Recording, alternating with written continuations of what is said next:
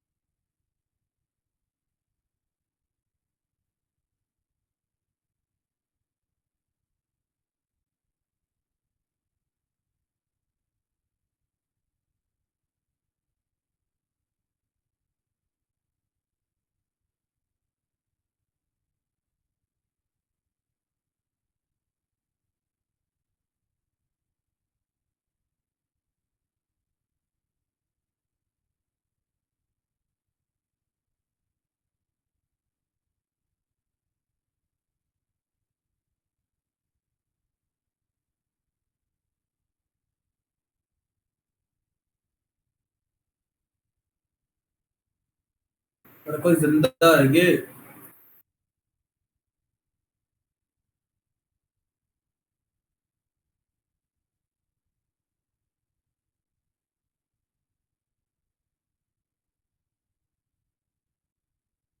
Hello hello, कोई है? हाँ इतनी भैया है शांति सर। क्यों भाई? सर अभी आ रहे हैं ना। सब दे गया? हाँ अभी सर फोन आया था, अभी आ रहे हैं।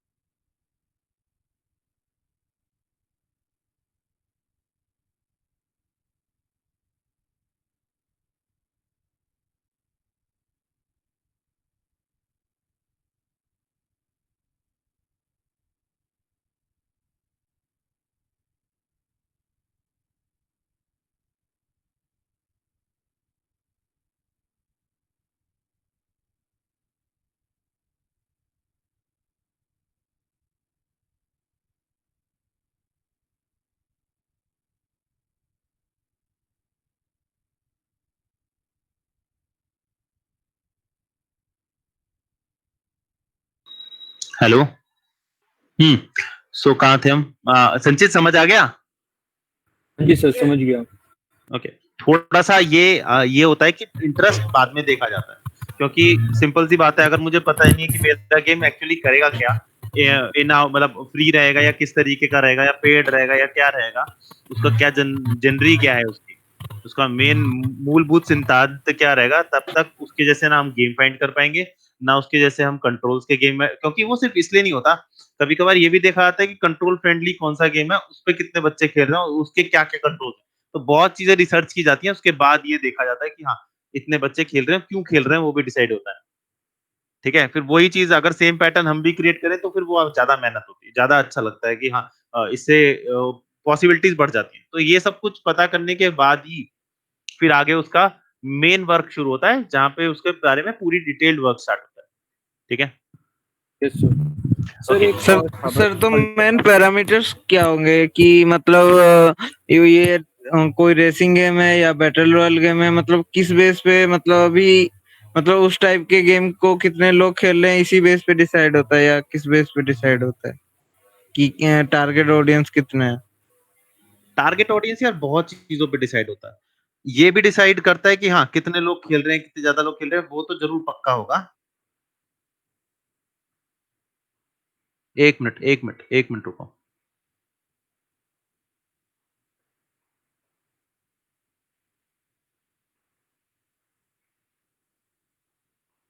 आदर्श।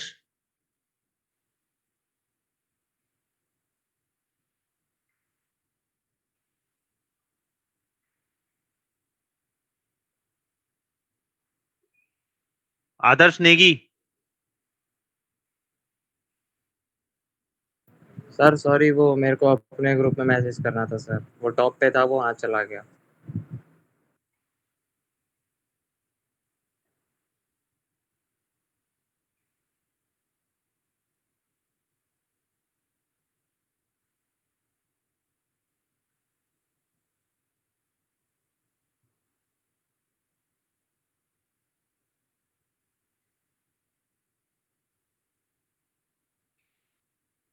हाँ जी।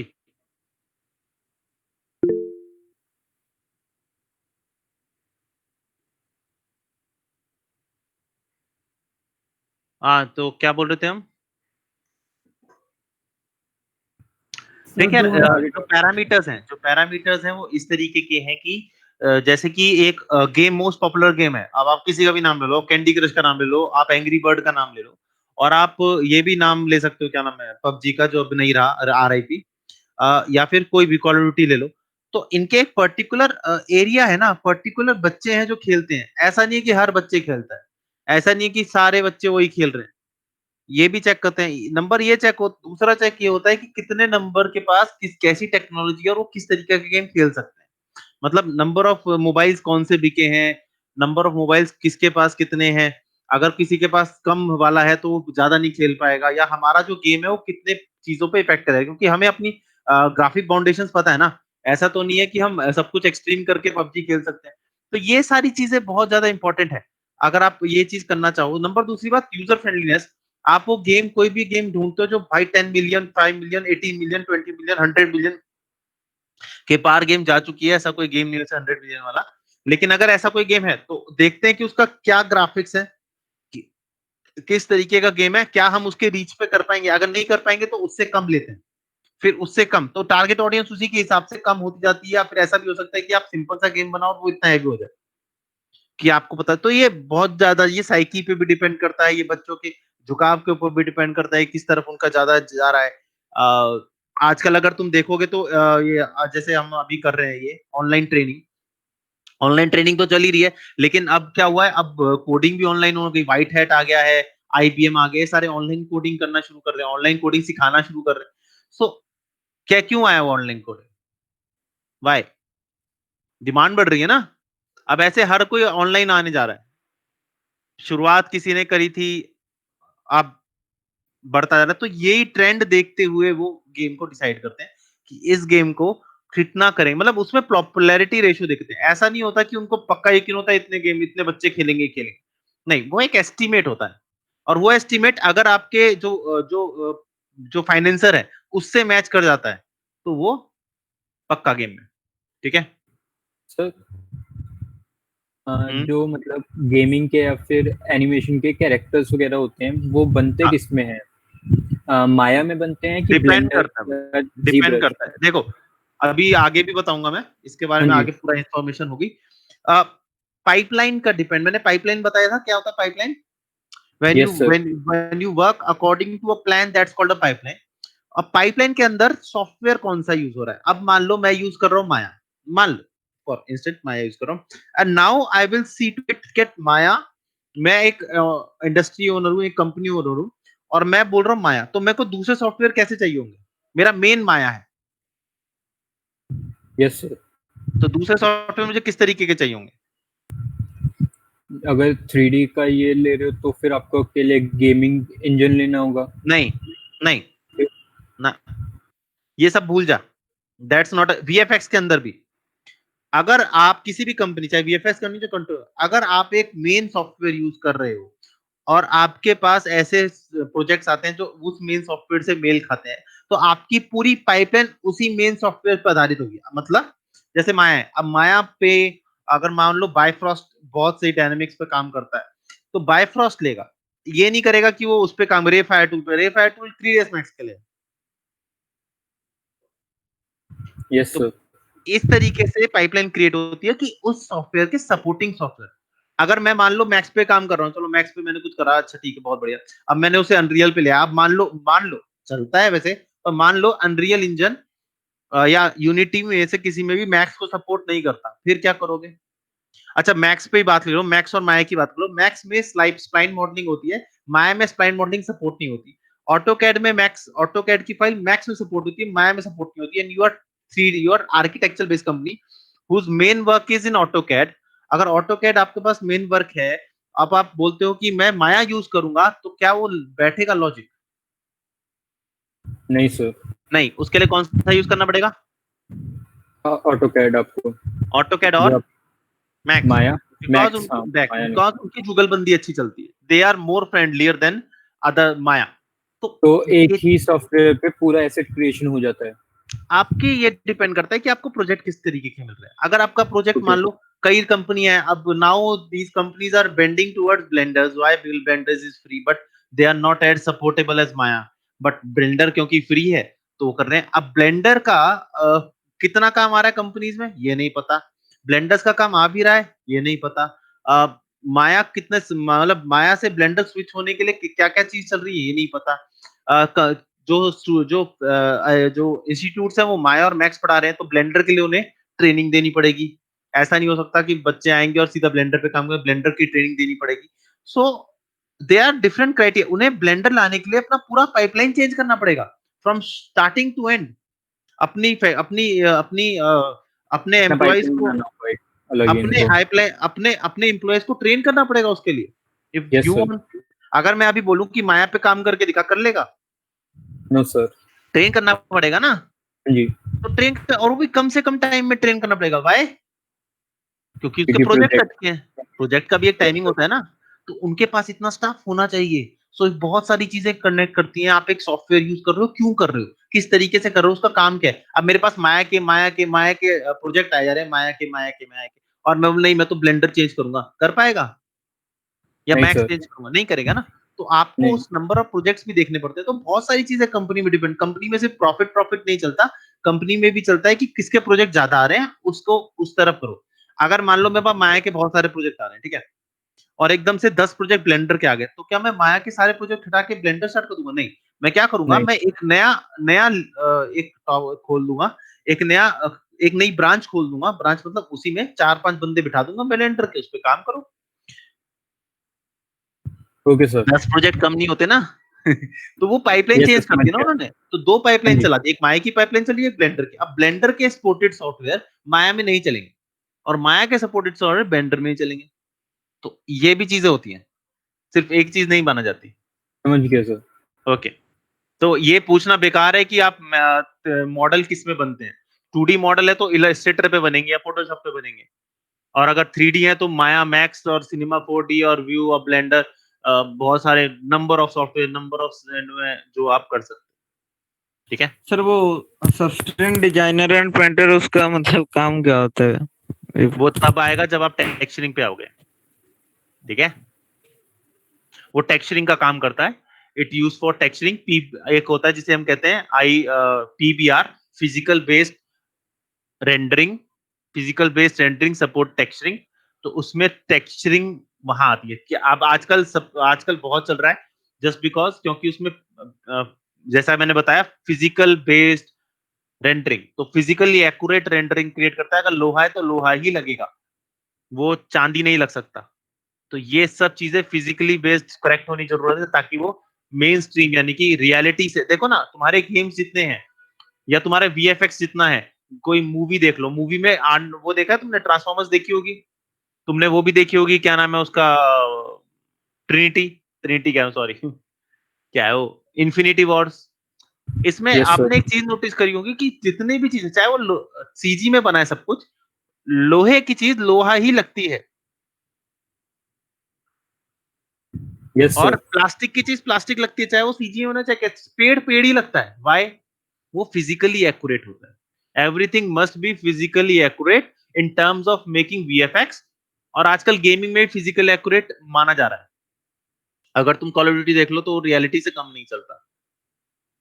अभी जो call of duty modern warfare आया है, वो मतलब माइंड ब्लोइंग रियलिटी दिखाता है अगर उसमें खेलोगे तो ये सब चीजें कैसे हैं, नाउ दे आर टेक्सचरिंग का मूलभूत संतान तब वो बंद खत्म हो गया कि आप गंदा कर दो गंदा कर दो गंदा, जो रियलिटी आ जाएगी। अब वो सिद्धांत गया, अब सिद्धांत आया है जैसा है वैसा रखो, रियल रखो। Yes sir. आज ठीक है, चलें VFX पे लौटें वापस। हाँ जी sir. Okay nice. So what is VFX? Visual effects. ठीक है, इसकी पाइपलाइन किस तरीके की होनी चाहिए? इसकी पाइपलाइन अलग तरीके की होनी चाहिए। इसकी पाइपलाइन गेमिंग से बिल्कुल नहीं मिलती, ये मूवीज पे बनती है, मूवीज डायरेक्टर्स बनाते हैं, और इसकी पाइपलाइन बिल्कुल अलग चलती है। कैसे अलग चलती है, चलो देखते हैं। First of all pre production. Pre production में सबसे पहली चीज आती है एग्जैक्टली आइडिया। चलो एक हॉरर मूवी बनाते हैं, चलो एक फाइटिंग मूवी बनाते हैं, चलो एक सस्पेंस मूवी बनाते हैं, चलो एक जासूस स्पाई मूवी बनाते हैं, सॉरी, चलो एक गेम की मूवी बनाते हैं। गेम मतलब जैसे लास्ट ऑफ अस 2 की सीरीज आ रही जैसे मूवी में भी कन्वर्ट हो सकते हैं। जैसा भी है, अब तो आजकल टीपीपी ओटीटी ज्यादा चल रहा है। जुमानजी। जुमानजी, राइट, जुमानजी बनाते हैं, या फिर कोई सॉकर के लिए ऊपर गेम बनाते हैं, चाहे बास्केटबॉल के लिए। अगर देखा होगा तो कोच कार्टर नाम से एक मूवी आई थी, अच्छी मूवी थी। या एक वार मूवी बनाते हैं, जैसे आपकी ये लोन सर्वाइवर हो गया, आपका ये सेविंग प्राइवेट रायन हो गया, आपका ये सारी मूवी, या किसी ओरिजिनल मूवी पे बनाते हैं, कोई ओरिजिनल मूवी जैसे कि उरी सर्जिकल स्ट्राइक हो गया, आपका ओरिजिनल मूवीज पे, जाकि जैसे मैं MS धोनी हो गया। तो ये सारी चीजें एक आइडिया है, एक पेशकश है। आपको अगर लगता है कि ओरिजिनल मूवी जो आपकी मेन जो बायोग्राफी बनती है उस पर रिसर्च वर्क नहीं होता, तो गलत सोचे, उसमें सबसे ज्यादा रिसर्च वर्क होता है। उस आदमी को बिठा के काम नहीं कराया जाता, बहुत चीजें समझाई जाती हैं और बहुत लोगों से इंटरव्यू लिए जाते हैं, तब जाके वो होता है। अच्छा, उसके बाद क्या होता है? Next thing, challenges. सबसे ज्यादा चैलेंज क्या आता है? अभी तुमने देखा होगा सबसे ज्यादा चैलेंज कौन सी मूवी में था? MS धोनी। MS धोनी में क्या चैलेंज था? नेशनल तक पहुंचना। हाँ? सुशांत सिंह ने हेलीकॉप्टर शॉट मारा था, वो वाला जो सिर्फ उसका सिग्नेचर था धोनी का। नहीं, मतलब सर वो तुमने MS धोनी का VFX नहीं देखा किसी ने भी? हाँ सर, थोड़ा वो देखा है, वो लास्ट शॉट में वो जो क्रिएट किया था, वो जो क्राउड वगैरह। सर इंडियन टीम के साथ सुशांत को डाला था ग्राउंड में। एग्जैक्टली, वो उसका फेस रिप्लेस किया गया था। MS धोनी का फेस रिप्लेस करके सुशांत का फेस लाया गया था। Yes sir. हर जगह दैट वाज द, मतलब ये एक MS धोनी का सबसे बड़ा इफेक्ट था, बाकी कोई इफेक्ट नहीं था। अगर तुम ये सोच रहे हो कि पीछे का वो असली में गेम ही था, उस गेम में वो जो एक्चुअली गेम था, उस गेम में सिर्फ उसका चेहरा रिप्लेस किया गया था। और उसको चेहरे को रिप्लेस कैसे किया गया था? उनके शॉट्स लिए थे, उस शॉट को एग्जैक्टली सुशांत ने एग्जैक्टली वैसे ही रिएक्ट किया था जैसा उसमें था, और उसके बाद उसे उसका सिर्फ चेहरा रिप्लेस कर दिया गया था। और ये बहुत मुश्किल था क्योंकि इनके पास हाई लेवल ऑफ फुटेज नहीं थी, फिर भी इन्होंने हाई लेवल ऑफ फुटेज कहीं से निकाली और फिर उसके लिए किया। सो दे हैव पेड, मतलब बहुत, इसका VFX देखना, VFX में तुम्हें साफ पता चलेगा किस तरीके से इन्होंने चेंज किया, पर ये नहीं पता चलेगा किस तरीके से किया, उन्होंने कहा क्या क्या किया। VFX की सबसे खास बात ये होती है, इनकी मेकिंग में कभी भी ये पता नहीं चलता किस कैसे किया, ये पता होता है क्या क्या किया। And sometimes it's unbelievable. अगर तुम सोचते हो कि Indian VFX country, in fact Indian VFX बाहर के VFX से जरा भी कमतर है, तो please watch VFX of happy New year, watch VFX of आपका सर वार का भी VFX अच्छा था। MS धोनी, बाहुबली है सर, वार का, किसका? वार का VFX। हाँ सर। तो ये सारे अभी की बात है, ये तो अभी के है ना, बाहुबली के बाद जो स्टैंडर्ड चेंज हुआ है, उससे पहले का बता रहा हूँ। रेड चिलीज का अगर तुम रावण को मानो ना मानो, Ravan is the best VFX movie made before Baahubali. उसके बाद आपका Happy New Year, Red Chillies ने तो बहुत काम किया हुआ है। रेड चिलीज मानवी कंपनी है VFX के लिए। क्रिस 3, ये सारे VFX कंपनी हमारे बन रहे हो, कई बिलीवेबल्स हैं, कई अनबिलीवेबल है। मतलब तुम्हें लगेगा नहीं यार, अच्छा यहाँ पर ऐसा VFX हुआ था। अगर तुम वो ले लो सिंघम का VFX देख लो। सिंघम है ना, सिंघम नहीं, कौन सी मूवी, सिंघम के बाद जो आई थी उसकी, रणवीर कपूर की, सिंघम के साथ सिम्बा का VFX देख लो। वो तुम्हें लगेगा क्या है, कुछ पता चल जाएगा, कुछ नहीं पता चलेगा, लेकिन है तो VFX ना। सो ऐसा भी बिलीवेबल VFX वहां पे क्रिएट होता है, और इसमें 3D की बहुत जरूरत पड़ती है एंड अदर सॉफ्टवेयर की बहुत जरूरत पड़ती है। Now let's come to the topic of VFX। तो आइडिया मिल गया, हमने एक आइडिया बनाया, हमने एक एक्शन मूवी बनानी। नाउ उसके बाद एक टीम बैठती है स्टोरी लिखने के लिए। समरी लिखने के लिए पहले तो समरी क्या होती है? समरी ये होती है कि एक लड़का है, वो अनाथ है, वो घूम रहा है, उसकी माँ ने पाला होता है, उसकी माँ उसे बोलती है बेटा बड़ा आदमी बनियो, मर जाता है, मर जाती है गरीबी में, तो वो बढ़ने के लिए, हाँ प्लॉट कह सकते हैं इसको। इसको प्लॉट, हाँ इसे प्लॉट भी कह सकते हैं, लेकिन एक समरी है। फटाफट ओके। लड़का बड़ा होता है, लड़का गुंडों में शामिल हो जाता है, बड़ा होता है, फिर वो डॉन कहलाता है। डॉन कहलाने के बाद उसे पता चलता है कि असल में वो डॉन नहीं है, उसके ऊपर भी बहुत सारे लोग हैं। तो उसके जो सारे डॉन उसको पैसा देते हैं एक बंदे को मारने के लिए, जो मेन डॉन है, मेन डॉन का बेटा है, क्योंकि मेन डॉन तो मरने वाला है। फिर वो उसकी राज्य में जाता है जहां पर सोने की खुदाई हो रही होती है, और खुदाई होकर उसे मार देता है। सिर्फ इतना, जाता है वहां पे, मजदूर बनता है और उसके बाद उसे मार देता है। ये इतना है। Yes, KGF. ये एक प्लॉट है, एक समरी है। फटाफट कितने हो गए? एक एक पैराग्राफ में खत्म हो गई पूरी कहानी। Yes sir. ये समरी है, इससे सबको पता चलता है क्या होने वाला है। इसके बाद बनती है स्टोरी। अब स्टोरी और समरी में फर्क क्या होता है? स्टोरी होती है ऐसे, एक बिन बिहाई माँ का एक बच्चा, या ये कह लो कि हाँ बिन बिहाई माँ का बच्चा, या बाप मर गया, उसने उसे पाला, बड़ी मुश्किलों से पाला, उसने लोगों के ताने सहे, लोगों के ताने सहने के बाद उसने पाला, और अपने बेटे को बोला कि बेटा ऐसे नहीं बनती, आपको दुनिया को झुकाना पड़ता है, अपने आप को सबसे अमीर और ताकतवर बंदा बनाना, ताकि कोई तुम्हें झुका ना सके। और उसके बाद उसकी माँ को कैंसर हो जाता है, उस कैंसर में होने के लिए उसकी पास पैसे नहीं होते, लेकिन फिर वो बड़े तड़पते तड़पते मर जाती है। मरने के बाद वो गुस्से में आता है, गुस्से में आने के बाद मुंबई जाता है, मुंबई जाने के बाद वो बूट पॉलिश करता है। बूट पॉलिश करने पे उसे पता चलता है कि आसपास की दुनिया ऐसी नहीं है थोड़ी, तो वो फिर गुंडों में शामिल होता है। गुंडों में शामिल होने के बाद उसे एक पुलिस वाले को मारने की लिए काम मिलता है, वो खुद लेता है, वो उसे बोतलें मार मार के मारता है उसे, और भाग जाता है। तो उसके बाद उसे डॉन छुड़ाता है, पुलिस से छुड़ाता है। वो फिर डॉन पुलिस छुड़ाता है, फिर वो उस डॉन के काम करने शुरू करता है, उस डॉन के रास्ते में जो भी आता है उसे मारना शुरू करता है, और अपनी इतनी पॉपुलैरिटी बन जाती है कि उस डॉन से थोड़ा ऊपर होने लग जाता है। फिर उस डॉन से बड़ा डॉन उसकी प्रशंसा सुन के आता है कि मुझे इसे मारना। तो ये समझ रहा है, बहुत ही डिटेल्ड स्टडी, लेकिन फिर भी कुछ नहीं, इसमें कुछ नहीं होता, सिर्फ एक स्टोरी होती है जो पूरी अंत से लेके शुरुआत से लेके अंत तक होती है, विद डिटेल्स। सिर्फ ये डिटेल, इससे ज्यादा कुछ, ना डायलॉग ना कुछ। इस स्टोरी के बाद ये स्टोरी पिच की जाती है, पिच की नहीं, पिच की जाती है। क्या पिच की जाती है, क्या करने के लिए पिच की जाती है? भाई पैसे ढूंढने के लिए, कि इसमें कौन इन्वेस्ट करेगा। सिंपल। इन्वेस्टमेंट मेरे एक बार के लिए किसी को पसंद आती है, तो इन्वेस्टमेंट का फिर एक क्राइटेरिया तय होता है कि यार मेरे को ना इतना पैसा लगाना है, इतना पैसा मैं लगा सकता हूँ, बताओ इस पैसे में बन जाएगी मूवी कि नहीं बनेगी।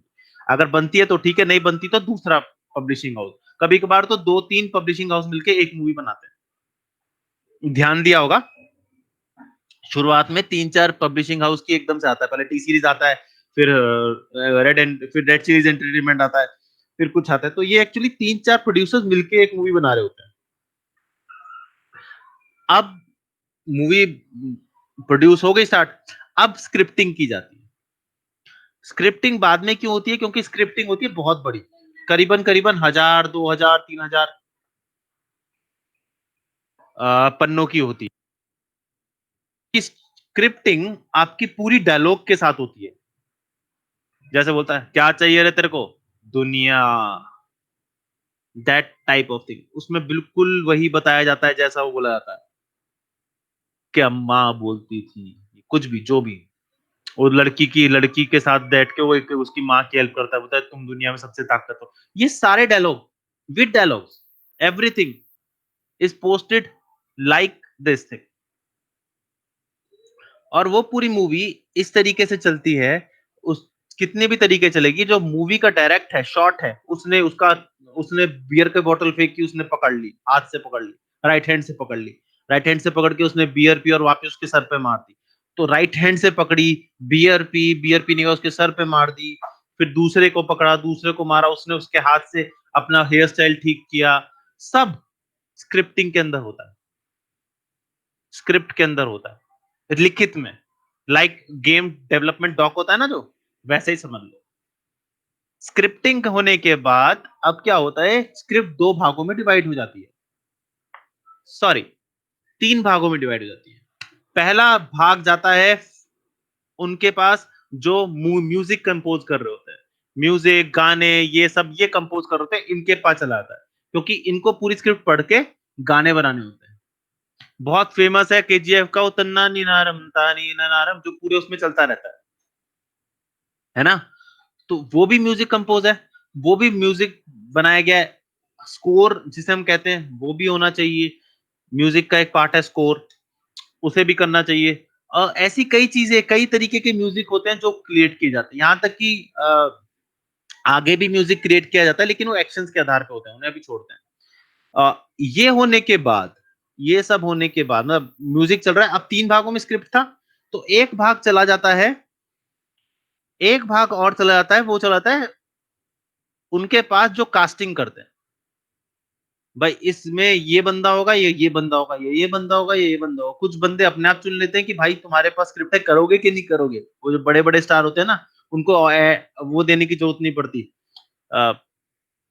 कास्टिंग के लिए जो होता है ना, वो देने की जरूरत नहीं पड़ती, अपना रिज्यूम में पोर्टफोलियो देने की जरूरत नहीं पड़ती, वो तो बेटा करोगे। हाँ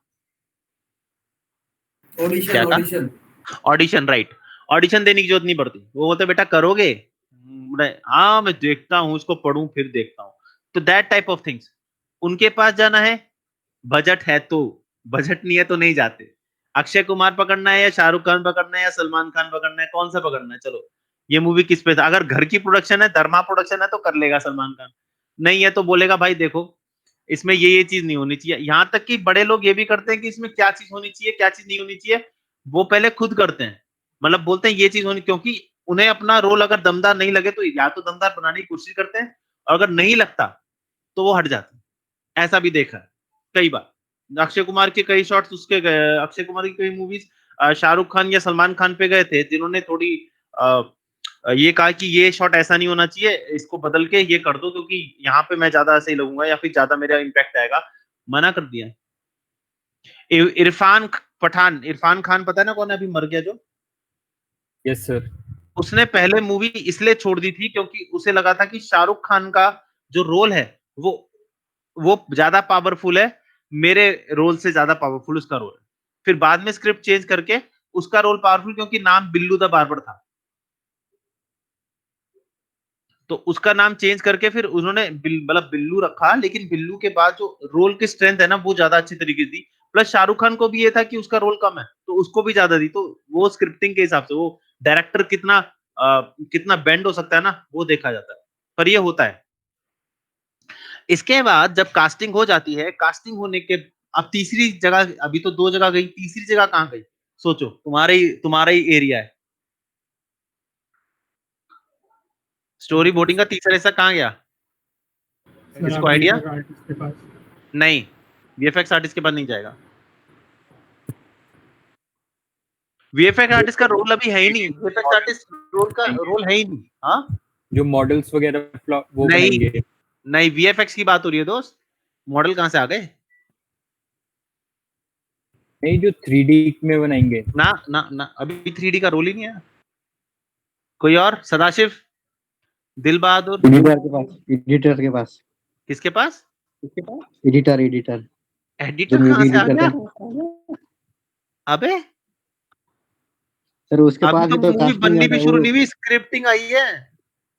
अमित शर्मा कह रहा है डायरेक्टर के पास, नहीं अमित, डायरेक्टर तो तब से इन्वॉल्व हो गया था जब से स्क्रिप्टिंग चल रही थी, स्क्रिप्टिंग होते ही डायरेक्टर इन्वॉल्व हो गया था। मैंने तुम्हें कहा था ना, डायरेक्टर जो करता है स्क्रिप्टिंग उसी के हिसाब से हो जाती है। स्टोरी टेलर्स, आपके जो story writers, scripting writers, dialogue writers, ये सारे एक साथ बैठे होते हैं, और वो भी डायरेक्टर के साथ, क्योंकि डायरेक्टर जब तक डायरेक्ट नहीं करेगा ना, ये चीज क्या होनी चाहिए, ये शॉट ये ऐसा आएगा, या फिर स्टोरी में ये शॉट ये ऐसा आएगा, या फिर हाँ सदाशिव, अभी तो प्री प्रोडक्शन चल रहा है ना। हाँ सदाशिव, हाँ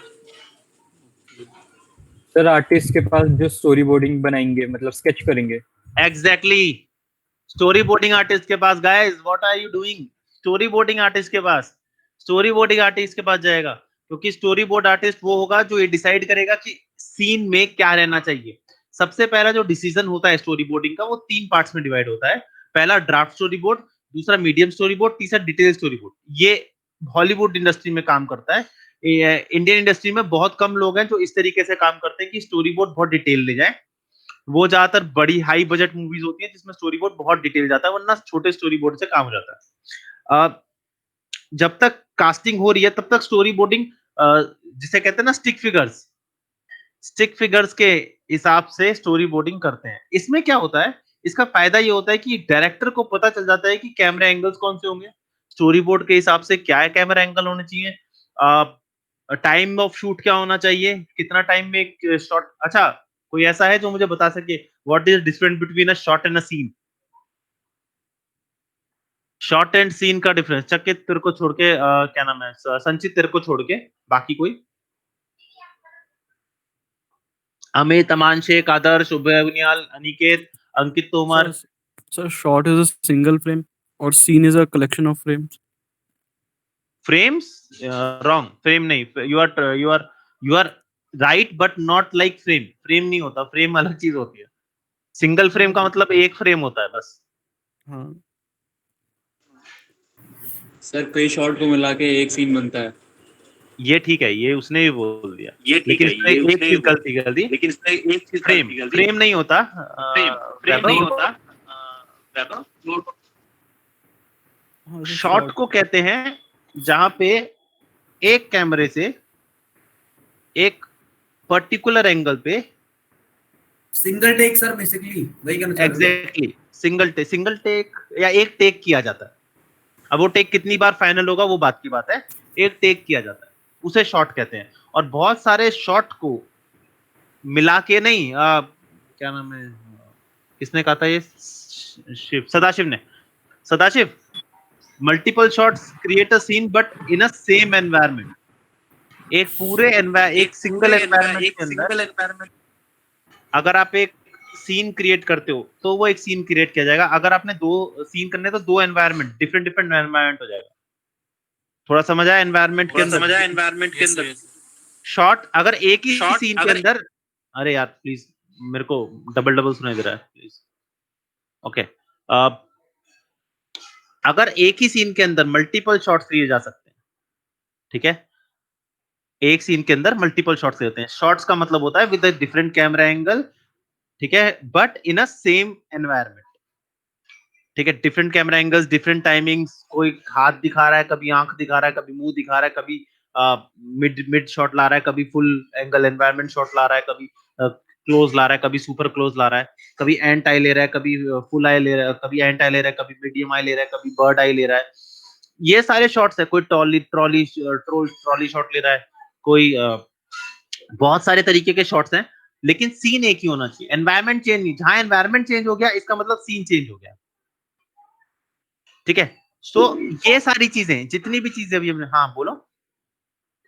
और सब जैसे कोई कमरे का हमें सीन ले रखा है तो उसके अंदर डिफरेंट तो होंगे, इस कमरे के अंदर, उस कमरे के एनवायरनमेंट में एक सीन होगा। एग्जैक्टली सही। अगर वही तुम दूसरे कमरे में चले जाओगे वो दूसरा सीन हो जाएगा, ठीक है, क्योंकि हमें सब कुछ चेंज करना पड़ जाएगा। लाइटिंग भी चेंज करनी पड़ जाएगी, एनवायरनमेंट भी चेंज करना, एनवायरनमेंट तो पूरा चेंज हो ही गया, लाइटिंग भी चेंज करनी पड़ जाएगी, क्या पता कपड़े भी चेंज करने पड़ जाए। तो ये सारी चीज चेंज होगी ना, तो सीन चेंज हो गए। शॉट क्या है, एक ही कमरे के अंदर अगर आप 4 बार कर रहे हो, 4-5 शॉट ले ली।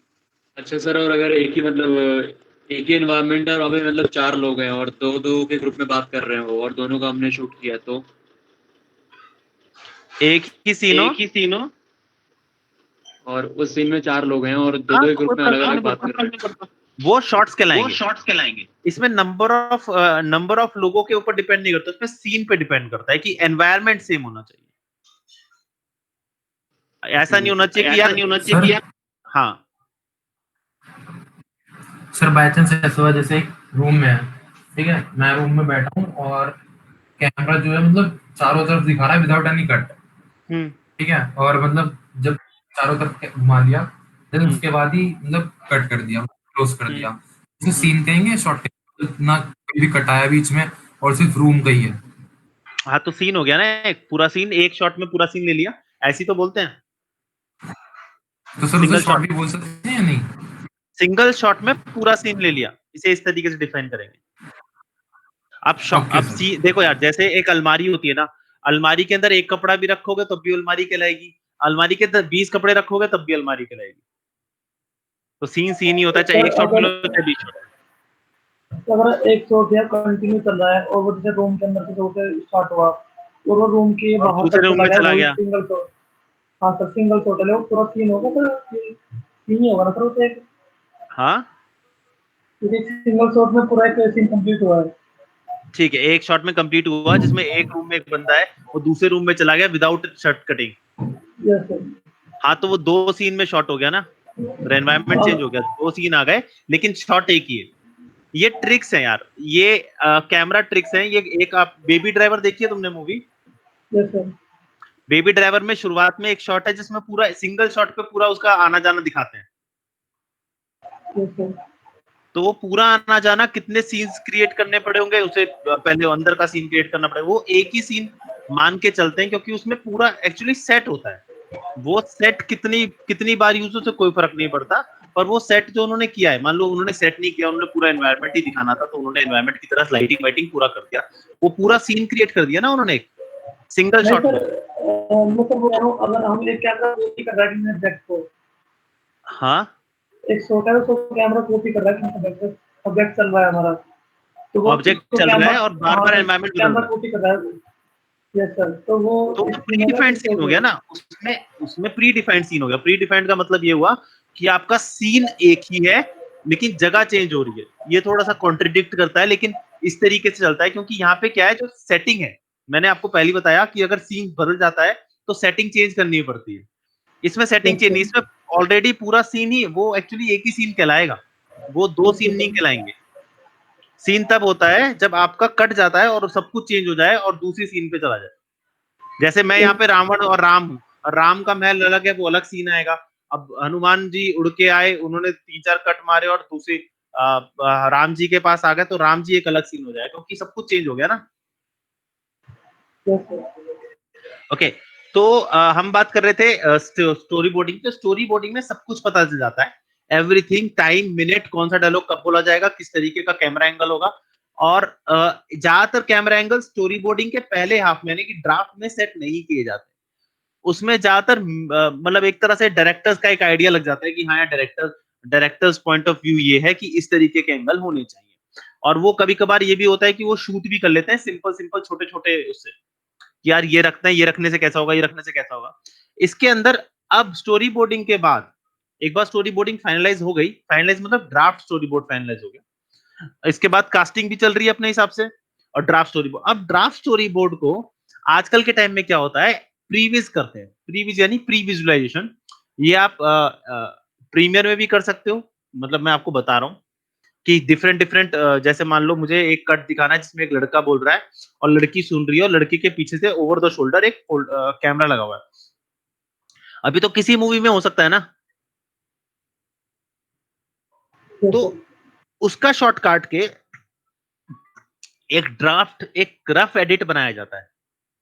रफ एडिट आप ये भी कर सकते हो कि आपके पास अगर ज्यादा पैसा है तो प्रीवियस की बहुत सारी कंपनीज हैं जो सिर्फ प्रीवियस बनाती हैं, उनके पास जाके आप स्टोरी बोर्ड दे सकते हो और वो उसका पूरा प्रीवियस करके एनिमेट, पूरा 3D एनिमेट करके आपको पूरी मूवी 3D में आपको दे देंगे। Not as like draft 3D, मतलब उसमें अगर कैरेक्टर होंगे तो ऑलरेडी डिफाइंड कैरेक्टर होंगे, स्ट्रिक्ट कैरेक्टर हो गया, नॉर्मल एक नया कैरेक्टर आता है, ऐसे बिल बने हुए, मतलब वो कहीं बनाना नहीं पड़ेगा, ऑलरेडी इंडस्ट्री में है, वही कैरेक्टर बना के उन्हें दिखा देते हैं कि देखो भाई आपका जो मूवी है ना वो इस तरीके से। इससे फायदा क्या होता है, इससे फायदा ये होता है कि डायरेक्टर को सब कुछ समझ आ जाता है।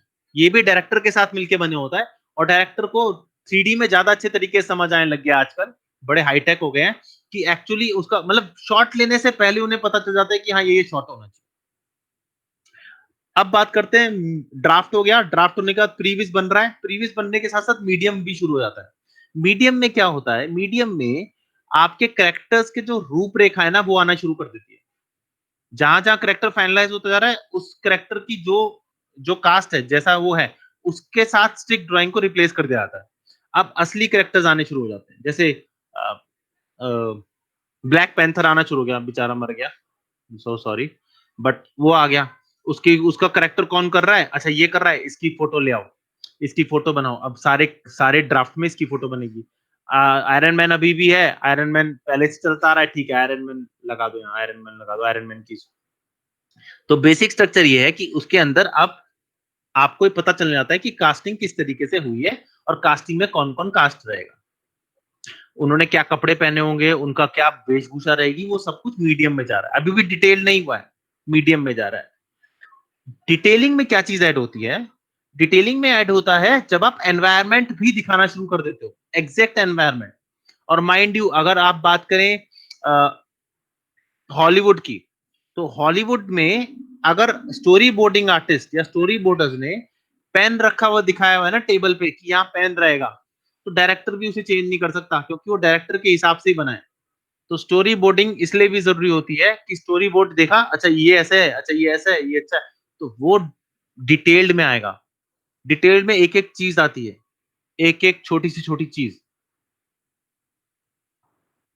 समझ आया? Yes sir. Okay. Detail story board होने के बाद, डिटेल स्टोरी बोर्ड होने के बाद नेक्स्ट स्टेप क्या होता है? सर एक चीज था, स्क्रिप्ट जो डिवाइड होती है 3 पार्ट्स में, हाँ, उसके बाद ड्राफ्ट होता है जो स्टोरी बोर्डिंग है, उसके बाद अब आएगा ना। स्क्रिप्ट के साथ साथ चल रही है ये 3 चीजें, कास्टिंग भी चल रही है, प्रीवियस भी चल रहा है और स्टोरी बोर्डिंग भी चल रहा है। ओके, अब ये मतलब इसके और बाद म्यूजिक भी चल रहा है। ठीक है।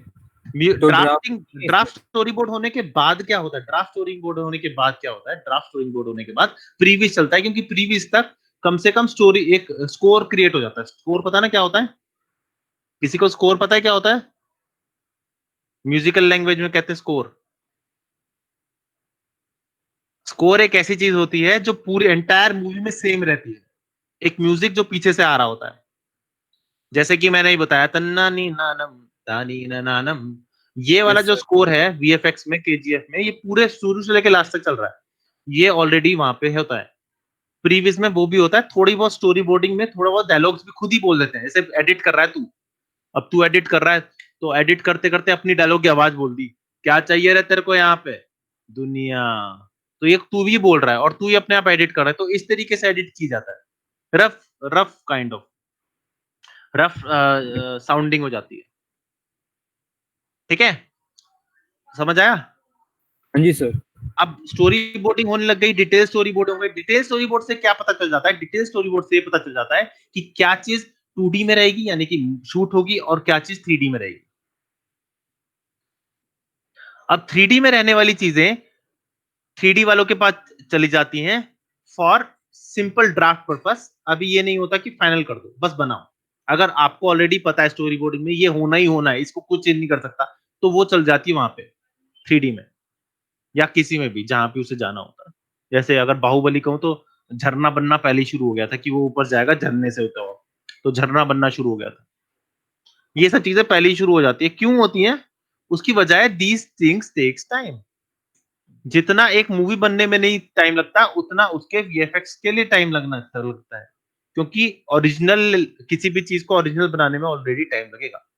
मैं तुमको एक क्ले दूं, सबको एक छोटा सा गोला क्ले दूं और बोलूं कि यार इसमें एक चेहरा बना के दिखाओ, अच्छा लगना चाहिए, ओरिजिनल है, 2 दिन के अंदर अंदर बना लोगे? लगना चाहिए चेहरा है? नहीं सर। नहीं। यू विल टेक टाइम ना? Yes sir. That's time, that is the time. एक मेरे पास आया था, एक बहुत अच्छी वीडियो देख रहा था, उसमें क्या था, उसमें तीनों चीजें दिखाई हुई थी कि एक आर्टिस्ट को अगर टाइम मिले तो क्या कर सकता है और आर्टिस्ट को टाइम ना मिले तो क्या कर सकता है। तो उन्होंने दिखाया था कि 4 घंटे में ये बनाई, 2 घंटे में ये बनाई, 1 घंटे में ये बनाई और 10 मिनट में ये बनाई। तो बहुत सही है, उसने स्केच किया फटाफट फटाफट, 4 घंटे में स्केच किया तो बहुत डिटेल स्केच आया। 2 घंटे में क्या, तो डिटेलिंग कम थी। 1 घंटे में क्या, डिटेलिंग बिल्कुल नहीं थी। और 10 मिनट में क्या, तो उसने पूरी सब कुछ ही बिगाड़ दिया। बनाने वो स्केच करके दे दिया छोटा सा। क्यों? टाइम लगता है, और everybody knows that, in the whole world everybody knows that detailing takes time. तो इसलिए 3D के लिए जो प्रॉपर ऑब्जेक्ट्स होते हैं वो चले जाते हैं, डायरेक्टर उनको भी देख रहा होता है और यहाँ पर भी। सब हो गया, आपका प्रोड्यूसर आ गया, सब हो गया, आपने वीएफएक्स के लिए शॉट्स भी भेज दिए, वीएफएक्स के लिए शॉट्स नहीं भेजे, वीएफएक्स के लिए जो 3D एलिमेंट बनने हैं उसके लिए भेज दिया। कुछ चीजें ऐसी होती हैं जो फिल्म शूट होने के बाद होती हैं, अभी बताऊंगा, जैसे कि जिसे कहते हैं सेट, क्या उसका नाम भूल गया मैं, बढ़ाने को क्या कहते हैं, सेट एक्सटेंशन हो गया, ये सब शूट के बाद होता है। तो लो जी, हमारी प्री प्रोडक्शन खत्म हो गई है, स्टोरी बोर्डिंग आ चुकी है, डिटेल स्टोरी बोर्ड हो चुका है, डायरेक्टर तैयार है कैमरे को लेके, बजट सेट हो चुका है, कैरेक्टर्स ने अपनी अपनी डेट दे दी है, और आपका मूवी शुरू होती है। मूवी शुरू होती है तो मूवी के लिए सेट क्रिएट करना शुरू होता है। मूवी का सेट क्रिएट होता है तो साइड बाय साइड आपका मूवी चलनी शुरू होती है, डायरेक्टर कट बोलता है या ओके बोलता है, ये चलता रहता है मूवी का। अब प्रोडक्शन में मूवी खत्म हो चुकी है, प्रोडक्शन में मूवी बन चुकी है, आपका जितना काम शूट में हो सकता था हो चुका है, ये प्रोडक्शन हो गया है। Production is nothing but just shoot. Production में और कुछ नहीं होता, सिर्फ शूट होता है। कैलकुलेशन होती है थोड़ी बहुत कि हमें शूट कैसे करना है, लेकिन करना तो शूट ही है। ग्रीन स्क्रीन करो, क्रोमा करो, जो मर्जी करना है करो, बट वो डिसीजन पहले हो चुका है। स्टोरी बोर्डिंग के बाद मैंने तुम बताया था कि वीएफएक्स के लिए जो भी चीज चाहिए वो वीएफएक्स वालों के पास पहुंच जाती है कि ये हमें चाहिए और इसकी जगह ये बनेगा। अब बारी आती है प्रोडक्शन की। प्रोडक्शन में वो नाच लिया, जो भी करना है उसने, जो एक्टिंग करनी थी करवा ली, शूट खत्म।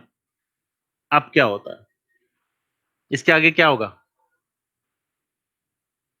Pre production, post production, post production, हाँ सॉरी, जिसमें एडिटिंग वगैरह स्टार्ट हो जाएगी।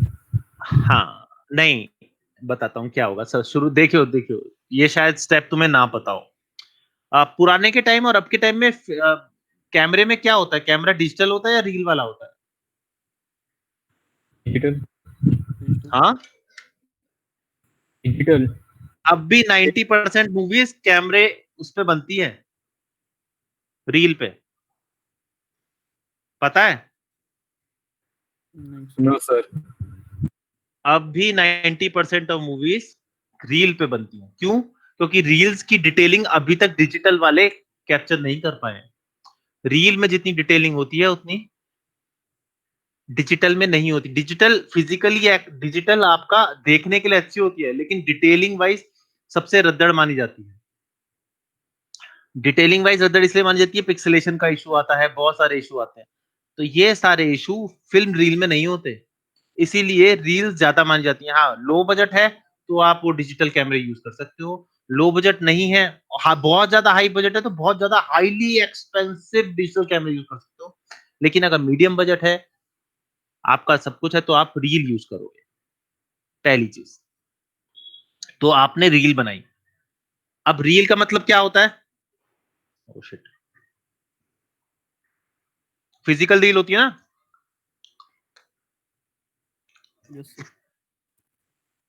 एक मिनट गाइस,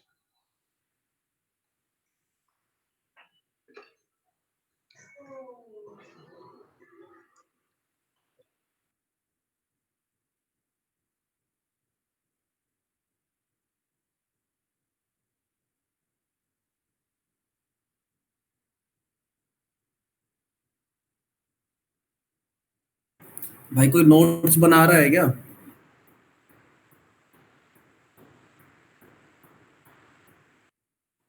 रिकॉर्डिंग चलती है भैया। कोई लिख नहीं रहा क्या भाई? मैं बाद में लिखूंगा अभी। यार ग्रुप में डाल देना प्लीज। मैं लिख रहा हूँ मैं। भाई ग्रुप में डाल देना, ग्रुप में। ग्रुप में है तू चकित? ठीक है। हाँ सर। इनके ग्रुप में 3D माया TTS 10:30 से 12। ओ हाँ ठीक है, है। Okay. गौरव नहीं होगा, गौरव को भी भेज देता हूँ। ओके, तो प्रोडक्शन शुरू हुई, खत्म हुई, सारा वीएफएक्स शॉट, जो फिजिकल वीएफएक्स शॉट था वो भी कर लिया। फिजिकल वीएफएक्स शॉट कौन से होते हैं? अरे बम धमाके जो ऑलरेडी कर रहे होते हैं, मतलब जैसे असली में बम धमाके कर देते हैं। अब कार को अगर तोड़ा, क्या नाम है उस गधे का, कौन है वो जो कार उड़ाता रहता है बैठ के? रोहित शेट्टी सर रोहित शेट्टी, ये साउथ की रीमेक जो करता रहता है। ये जो रोहित शेट्टी है, ये सारा काम फिजिकली करता है ना, इसके सारे शॉट फिजिकल होते हैं ना, कार उड़ाना, ये उड़ाना, वो उड़ाना। तो ये जो कार उड़ाता है, ये सारे फिजिकल वीएफएक्स होते हैं। फिजिकल वीएफएक्स पहले ही कर लिए जाते हैं, इसको एनहांस करने के लिए वीएफएक्स मिल जाता है। लेकिन अभी बात हम कुछ और कर रहे हैं, हम बात कर रहे हैं टेप की। डिजिटल को अगर हम छोड़ दें, तो अगर आपने कोई चीज वीडियो रिकॉर्ड करी है, वो भी टेप पे, टेप यानी कि फिल्म पे, तो उसके अंदर वीएफएक्स कैसे डालोगे? बात तो एकदम पते की करिए सर। उसे उसके अंदर डिजिटल VFX करना कैसे पड़ेगा डालो? पहले। हाँ, उसे डिजिटल करना पड़ेगा। तुम्हें पता है पूरी फिल्म में सबसे ज्यादा एक्सपेंसिव चीज यही होती है, कन्वर्टिंग मोनो और converting reel into digital and digital into reel. और अगर इसको घटा दिया जाए, तो अगर डिजिटल में भी बनी है तो बाद में रील में ही बनानी पड़ेगी, क्योंकि आप जो जितने भी बड़े बड़े पीवीआर ये सब देखते हो, ये सब रील्स पे ही चलते हैं, ये तो पता है। Yes sir. तो सबसे ज्यादा जो एक्सपेंसिव चीज होती है, वो होती है converting film reel into digital format and digital into reel format. क्यों? उसकी वजह है एक्सपेंसिव मशीन। इसको कन्वर्ट करने के लिए बहुत एक्सपेंसिव मशीन आती हैं, क्योंकि ये फोटोज खींची जाती हैं। नेगेटिव को फोटो खींच के पहले पॉजिटिव, मतलब आपकी डिजिटल जो आपका सिंपल मूवी देखते हो, सिंपल जो फोटो देखते हो, वैसी फोटो में कन्वर्ट किया जाता है। उसके बाद फिर उसका डिजिटलाइजेशन किया जाता है।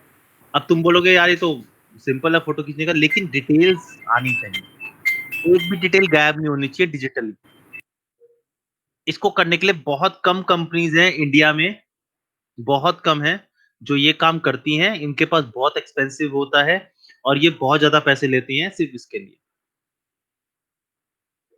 सिर्फ रील को डिजिटलाइज करने के लिए। क्योंकि अगर नहीं कर पाए तो आप वीएफएक्स कैसे डालोगे? हाथ से बम बनाओगे, स्केच करोगे? नहीं ना। तो ये सब चीजें डिजिटली कन्वर्ट की जाती हैं। डिजिटली कन्वर्ट करने के बाद क्या होता होगा?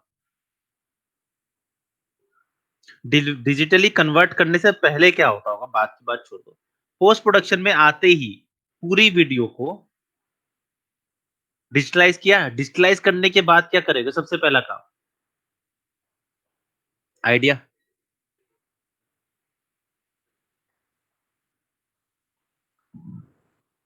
मेरी आवाज जा रही है कि नहीं जा रही? आ रही है सर। हाँ, तो कोई आइडिया किसी को? तो मतलब जो उसने शूट वगैरह किया, जो एरिया नहीं चाहिए होगा वो कट कर देगा। क्या कहते हैं उसे? एडिटिंग? नहीं, एडिटिंग नहीं। और कोई? शूट होके आई, डिजिटलाइज हो गई, कंप्यूटर के अंदर आ गई, अब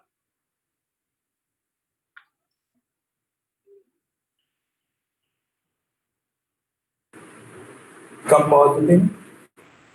नहीं। संचित बिल्कुल ठीक कहा, एडिटिंग होगी। एडिटिंग होगी। एडिटिंग क्यों होगी उसकी वजह मैं बताता हूं। आप जो मूवी सेट करते हो, जो मूवी शूट करते हो, वो करीबन करीबन 10 घंटे की होती है। शूट करोगे 10 घंटे, कभी कभार 15 घंटे, 12 घंटे, 8 घंटे, 6 घंटे, पर more than movie you need. ठीक है, ये तो मानते हो? ठीक है, तो जब तुम इतनी बड़ी मूवी क्रिएट करो, मान लो 10 घंटे की मूवी करो, अब 10 घंटे की मूवी में आप वीएफएक्स शॉट लगाने ज्यादा महंगा पड़ेगा, या 3 घंटे की मूवी में वीएफएक्स शॉट लगाना ज्यादा महंगा पड़ेगा? 10 घंटे में। है, तो 10 घंटे की मूवी कौन इन्वेस्ट करेगा 10 घंटे की मूवी में? कोई भी नहीं। नहीं। तो वीएफएक्स शॉट जाने से पहले, सब कुछ होने से पहले, सबसे पहले रफ कट एडिट किया जाता है। रफ कट इसलिए क्योंकि उसमें जब चीजें ऐड होती हैं तो और कट किया जाता है, लेकिन इतना नहीं। उसे 3 घंटे 3.5 घंटे की मूवी बना दी जाती है, या 3 घंटे की मूवी बना दी जाती है। और 3 घंटे या 2.5 घंटे की मूवी बनाते हैं 10 घंटे की मूवी को काट के। एडिटर बैठता है, डायरेक्टर बैठता है, बहुत लंबी मंत्रणा होती है, और मंत्रणा होने के बाद वो कट के 2.5 घंटे। क्योंकि अगर मैं 10 घंटे की मूवी वीएफएक्स शॉट वाले को भेज दूं तो मेरा घर बार क्या, मैं खुद बिक जाऊंगा। और प्रॉब्लम एक और चीज है, आप मेहनत करवा रहे हो उन शॉट्स पे जो आने ही नहीं है, जो होने ही नहीं है। तो उसकी जगह क्या किया जाता है, पहले ही एडिट करा दिया जाता है 2 घंटे की। अब इस मूवी में अब तुम्हें, ये तुम्हारे पास 2 घंटे की मूवी है, इसमें वीएफएक्स करना है भाई, ले लो। Now it's much more cheaper और वैसे भी लॉजिकली है। क्यों इतनी मेहनत करवा रहे हो यार जब ये शॉट आना ही नहीं है? यही होता है ना। तो ये चीज कराई जाती है एडिटिंग। रफ कट इसलिए बोल रहा हूँ क्योंकि एडिटिंग बाद में भी होती है। जैसे कि मैं तुम्हें फिर से बता रहा हूँ, इन्फिनिटी वॉर में जो एड में दिखाया था कि हल्क आ चुका है, हल्क लड़ रहा है, लेकिन जब असली मूवी थी तो उसमें हल्क नहीं आता।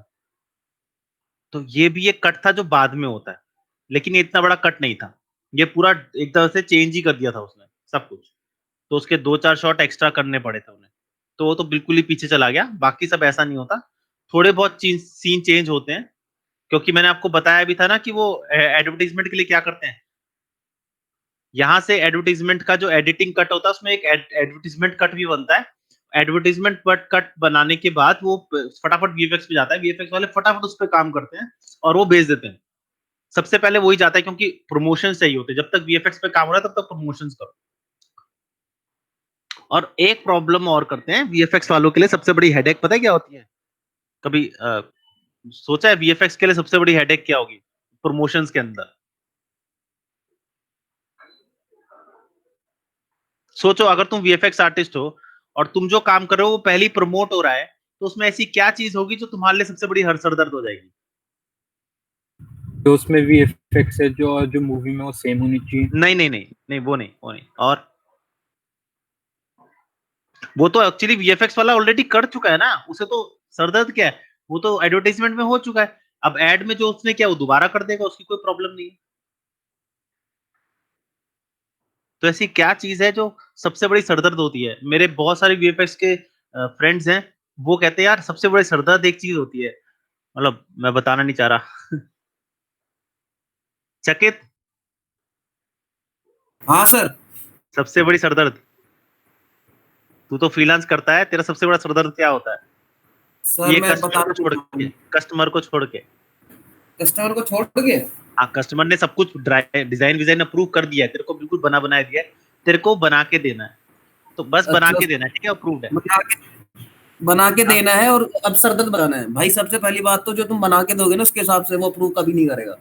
नहीं, वो भी सब हो चुका है, वो डिसाइड नहीं, वो नहीं। सरदर्द क्या होगा? पैसे निकालना। नहीं, पैसे भी निकल गए। अब बता, ये तो तेरा सरदर्द नहीं है ना, वीएफएक्स आर्टिस्ट का ये सरदर्द नहीं है। वीएफएक्स वो तो कंपनी ले रही है पैसे, वीएफएक्स आर्टिस्ट का ये सरदर्द नहीं है। वीएफएक्स सबसे बड़ा सरदर्द क्या होता है? सर मैं अभी फोन पे हूँ सर, 1 मिनट। अच्छा, सबसे बड़ा सरदर्द होता है, किसी को गैस कर लो यार, 1-2 मिनट के लिए गेम ही खेल लो।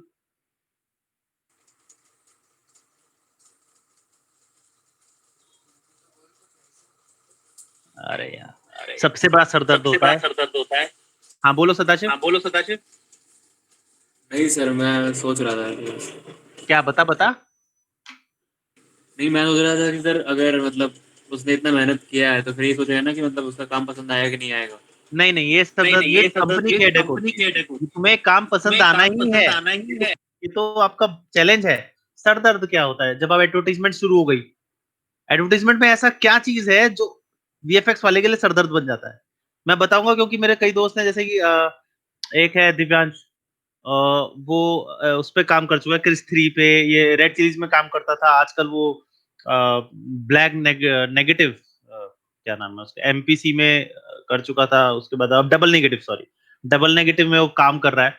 तो उसने भी मुझे शेयर किया। एक बंदा है जो एमपीसी पे काम कर रहा है, वो भी यही शेयर करता है। क्या है सरदर्द? सरदर्द है एडवर्टाइजमेंट के अंदर रिलीज डेट। जीवन सरदर्द है, मैं बता रहा हूँ। है जीवन सरदर्द नहीं है, रिलीज डेट सबसे बड़ा सरदर्द है। डेडलाइन मिल गई अब सबको। हाँ, डेडलाइन मिल गई कि यही बात है, मुद्दा यही है भाई। डायरेक्टर, कंपोजिटर, मतलब कंपोजिटर छोड़, आगे वाले तो पीछे पड़ेंगे कि जल्दी हमें काम दे, हमें टाइम नहीं मिलता, जल्दी हमें काम दे, हमें टाइम नहीं मिलता, और पीछे वाले करते जल्दी आगे काम बढ़ा, हम आगे बढ़ा, जल्दी आगे काम बढ़ा। और डायरेक्टर्स बोलते हैं ये शॉट ऐसा करो, ये शॉट ऐसा करो, ये करो, और फिर मतलब चेंजेस भी करा जाते हैं, और उसके बाद टाइम लिमिट भी ने वही करना है, वही टाइम पे चाहिए जिस टाइम पे उन्होंने बोला। भाई नाक कट जाएगी अगर रिलीज डेट आगे बढ़ गई तो। कभी देखा है रिलीज डेट आगे बढ़ गई? यार अभी का सुन लो ना, मेरे को अभी एक वीडियो बना के देना 10 सेकंड का, पता कितनी देर में? हाँ, आधे घंटे में। है ना सर दर्द? सर दर्द क्या सर, लॉजिक ही नहीं है, रेंडर निकल रही इतनी देर में तो मेरा। तो दैट्स कॉल्ड, अभी यही तो, दिस इज कॉल्ड सरदर्द। ये सरदर्द आप समझ रहे हो, ये सरदर्द वो नहीं समझते। उन्हें तो काम चाहिए, उन्होंने तो रिलीज डेट बोल दी भाई 28 अक्टूबर है, अब करो काम। 28 अक्टूबर है तो 28 अक्टूबर है, आप चेंज नहीं करते उस डेट को। बहुत नॉमिनल चार्ज, जैसे इन्फिनिटी वॉर थी, उसका डेट थोड़ा आगे बढ़ा क्योंकि उन्होंने वो चेंज कर दिया था, पर डेट है पहले से अनाउंस करके, लोग वेट कर रहे हैं, प्रोड्यूसर ने पैसा लगा रखा है, आप कुछ नहीं कर सकते। You just have to deliver, you have to do possible impossible, impossible possible,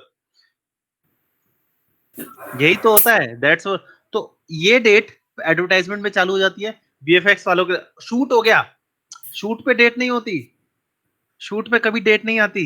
जब एडवर्टाइजमेंट स्टार्ट होता है, जब वीएफएक्स स्टार्ट हो जाता है एडवर्टाइजमेंट के साथ, तब डेट आती है। That was the most dramatic thing, मतलब ये सबसे कह लो कि हमारे इंडस्ट्री का एक वो है, हैजार्ड है कि ऐसा कुछ हो सकता है। एक बायोकेमिकल वेपन है जो फट सकता है अगर नहीं दिया टाइम पे तो, और टाइम पे नहीं दिया तो करोड़ों का नुकसान है, कंपनी को करोड़ों का नुकसान हो जाएगा, and they can't do that, और बाय हुक बाय क्रूक करवा के रहेंगे। तो ये चीज आती है वीएफएक्स वालों के लिए। नहीं, आप चार्जिंग पे लगा सकते हो आराम से भाई। तो ये सब चीजें, अब वीएफएक्स पे चलते हैं वापस, back to the basics. Digital होने के बाद ये एडिट होता है, एडिट होने के बाद कहां कहां जाता है? सबसे पहले एडिट के पास जाता है वीएफएक्स वालों के पास, यहां भी चेंज हो जाता है, एडिट के पास चला जाता है, एक चला जाता है साउंड वालों के पास। साउंड वाले मतलब तुम्हें लगता है कि लोग जो डायलॉग बोल रहे होते हैं, जो तुम्हारे डायलॉग चल रहे होते हैं, वो पहले से वो शूट में रिकॉर्ड हो जाते हैं? अलग से होते हैं सर। क्यों होते हैं अलग से? क्योंकि उसमें सराउंडिंग की आवाज आएगी, डब होगी, उसमें सराउंडिंग की आवाज नहीं आएगी। सब कुछ बैलेंस चाहिए ना, अगर सराउंडिंग से कोई आवाज भी आ रही है तो वो भी आवाज ऐसी चाहिए जो मैच करे सराउंडिंग से।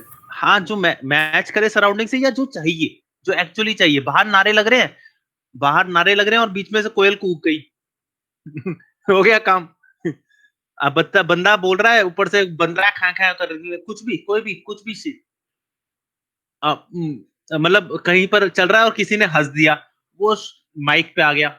तो इसके लिए होता है साउंड इंजीनियर्स। साउंड इंजीनियर्स क्या करते हैं? साउंड इंजीनियर्स उन्हीं की आवाज रिकॉर्ड करके, जो आवाज होती है, बंदों का टाइम सिर्फ इसलिए नहीं होता कि शूट किया जाए, उसके बाद उन्हें अपने डायलॉग्स भी कराने पड़ते हैं और रिकॉर्ड कराने पड़ते हैं। और डायलॉग रिकॉर्ड कराने के बाद अगर उनके पास टाइम नहीं होता तो जो मिमिक्री आर्टिस्ट होते हैं ना, बड़े बड़े मिमिक्री आर्टिस्ट, सुधांशु है एक, सुना होगा नाम, बहुत तगड़ा मिमिक्री आर्टिस्ट है, 2-4 ऐसे और हैं। ये मिमिक्री आर्टिस्ट उनकी आवाज निकालते हैं। और एक और होता है, एक और जगह जाता है, साउंड से रिलेटेड होता है, वो जाता है जैसे prop sound artist. Prop sound artist उनको कुछ कहते हैं, मेरे पास अभी नहीं है। प्रॉप साउंड मतलब जैसे अगर शीशे का कांच का ग्लास नीचे गिरा और टूट गया, तो वो जो टूटने की आवाज है ना, वो रिकॉर्ड करते हैं।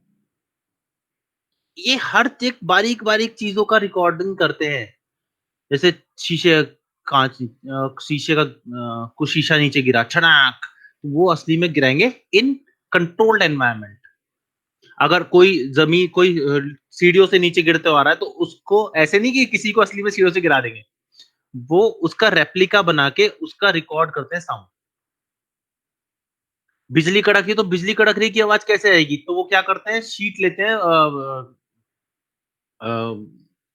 किसकी शीट लेते हैं, वो एक शीट होती है एल्यूमिनियम की शीट या किसी की थोड़ी हैवी, और उस पर तिर तिर तिर तिर तिर मारना शुरू कर देते हैं। तो गाने में जैसे चलता है वैसे, तो वो बिजली की आवाज आती है। या आजकल तो साउंड इंजीनियर्स ही आवाज निकाल लेते हैं, लेकिन कुछ चीजें ऐसी होती है जो वो भी नहीं कर सकते। Sound engineer pre recorded sounds होती हैं, वो लगाना शुरू कर देते हैं, हो जाता है। साउंड इंजीनियर जिन्हें हम कहते हैं, बहुत तगड़े होते हैं भाई। मतलब वो छोटी छोटी आवाज को मिला मिला के पूरा साउंड क्रिएट कर देते हैं। ए आर रहमान पहले वही था, उसके बाद उसने म्यूजिक में एंटर किया। पहले वो साउंड इंजीनियर कहलाते थे। मेरे पास एक थे, उनका नाम याद नहीं आ रहा, he was from Tamil Nadu, he was sound engineer actually.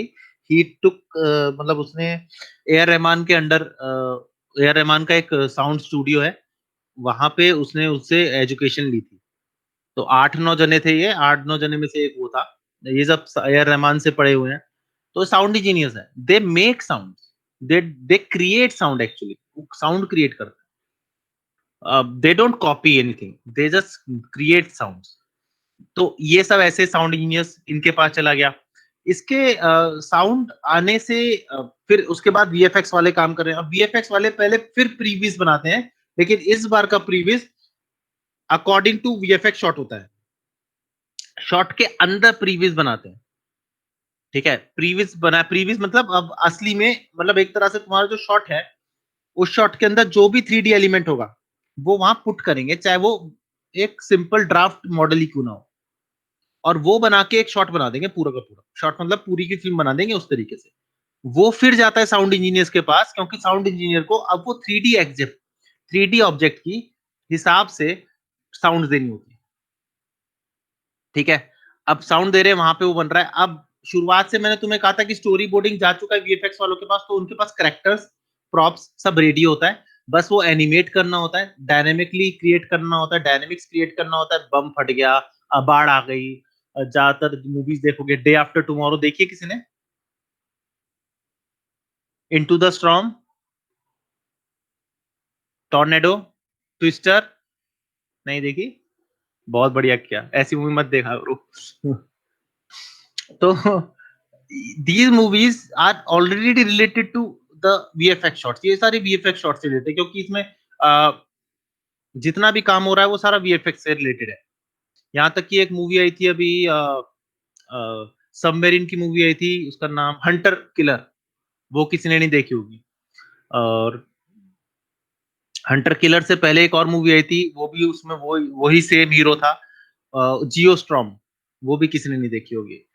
तो ये सारी फुल्ली अपना ये स्पेस की एक मूवी आई थी, इसमें पूरा स्पेस ही दिखाया गया था, उसमें वो स्पेस सैटेलाइट फट जाता है, वो भी किसी ने देखी होगी, वो बहुत ज्यादा चली थी। हाँ, ग्रेविटी मूवी आई थी।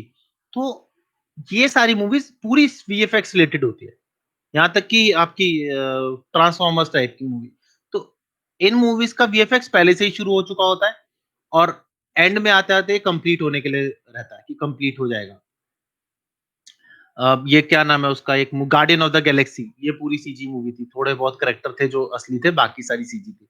तो ये सारे इनको करने तक, जब तक फिल्म शूट हो रही है तब तक वीएफएक्स वाले क्या कर रहे हैं?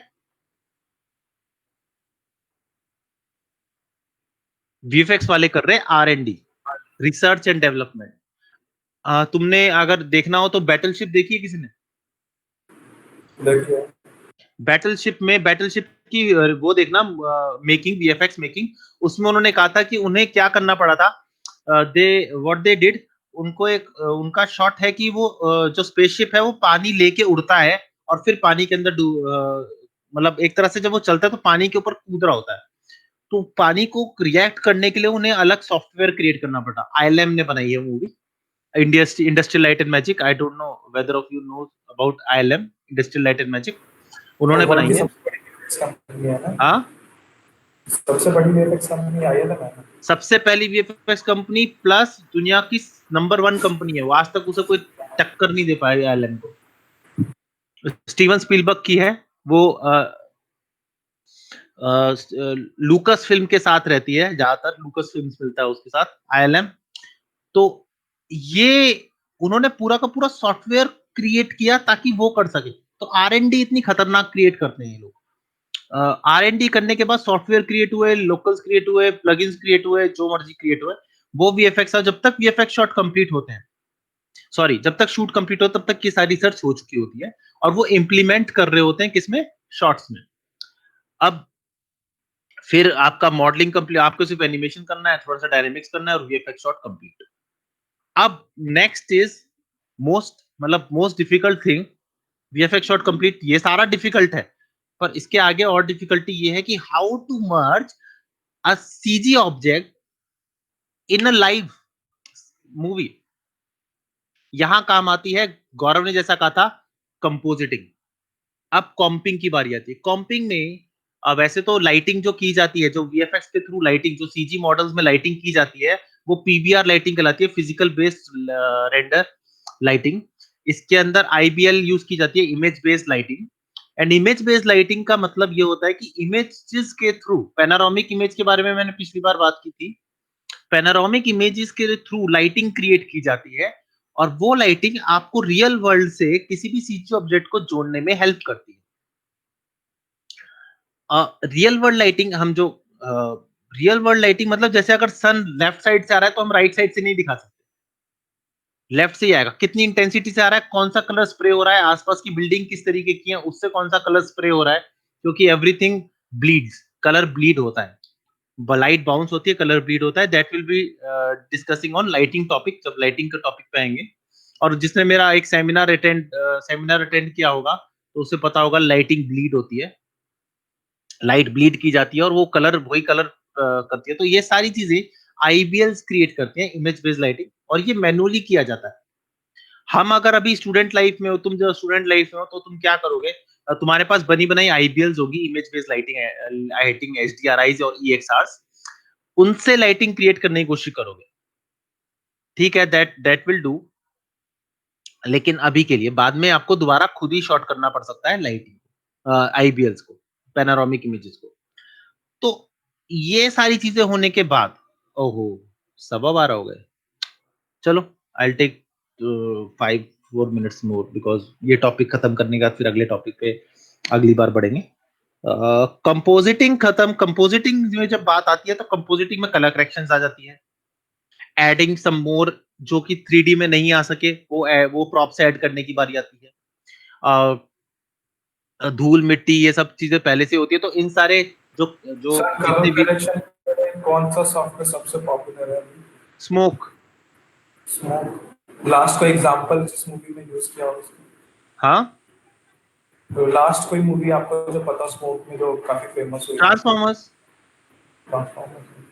ट्रांसफॉर्मर्स हो गया, एंड गेम हो गया, आजकल स्मोक ही यूज हो रहा है दोस्त। तो ये जो नॉर्मल एडिटर्स में जो पॉपुलर है, डाविंची वगैरह, जो तो जो नॉर्मल एडिटर्स में पॉपुलर है वो है एफसीपी। नहीं सर, एफसीपी की बात नहीं कर रहा, कलर करेक्शन के लिए जो स्पेशली डाविंची। अच्छा, कलर करेक्शन के लिए नहीं, स्मोक पिक्सल बेस्ड है। स्मोक जो है ना, वो 4K इमेजेस के लिए बहुत पॉपुलर है। 4K 6K जो आजकल मूवीज आ रही है ना, उसमें सबसे ज्यादा यूज हो रहा है स्मोक। वो यूज ही इसलिए होता है कि कंपोजिशन, कलर करेक्शंस के लिए। प्लस कलर करेक्शन सिर्फ ऐसे नहीं होती कि कलर करेक्ट कर दिया सीजी हो गया, इसका भी एक पूरा नियम है।